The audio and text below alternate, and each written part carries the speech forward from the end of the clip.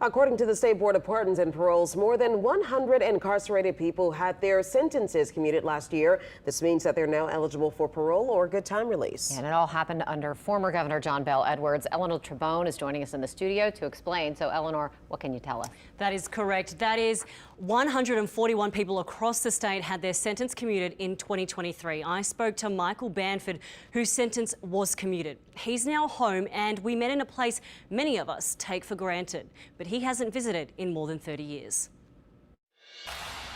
To be home again.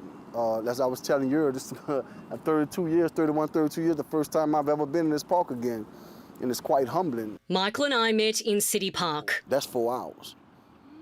October 22nd, 1993, Michael was arrested and later sentenced to life for second-degree murder. I was involved in a murder that transpired during an armed robbery, and I was convicted and I was given life for being a principal to the crime. It started as an armed robbery in a Jefferson Parish neighbourhood, but the crime escalated to murder. 30 years later, the father to four is home. It's indescribable, but you appreciate it because you get another chance at your life to actually show what you have learned and how you value life, how you value people. According to the State Board of Pardons and Parole, in 2023, Governor John Bel Edwards issued 141 commutations. 41 of those who had their sentences commuted are still incarcerated. State data shows 49 of those who received commutations are from the Orleans, Jefferson, St. Tammany and Washington Judicial District. 126 had been sentenced to life. In 2022, only 62 people had their sentence commuted. 49 of them sentenced to life in prison.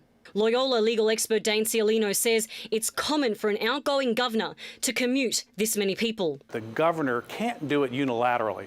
If the governor wants to commute a sentence or issue a pardon, he can only do so upon a recommendation of the pardon board. He says commuting people in Louisiana is different from anywhere else in the country. He's got to appear before the pardon board and get a favorable recommendation from the pardon board, which then would go to the governor, and the governor then can make a decision on the pardon board's recommendation. I graduated from New Orleans Baptist Theological Seminary. I have a bachelor's degree in Christian ministry, a minor in pastoral counseling. Michael was released on October 22nd, 2022.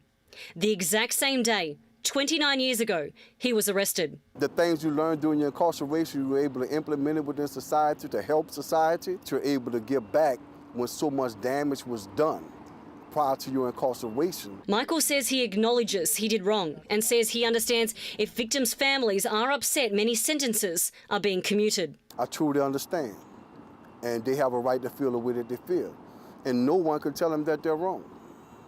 And Michael now works at the Orleans Public Defender's Office. He recently got married.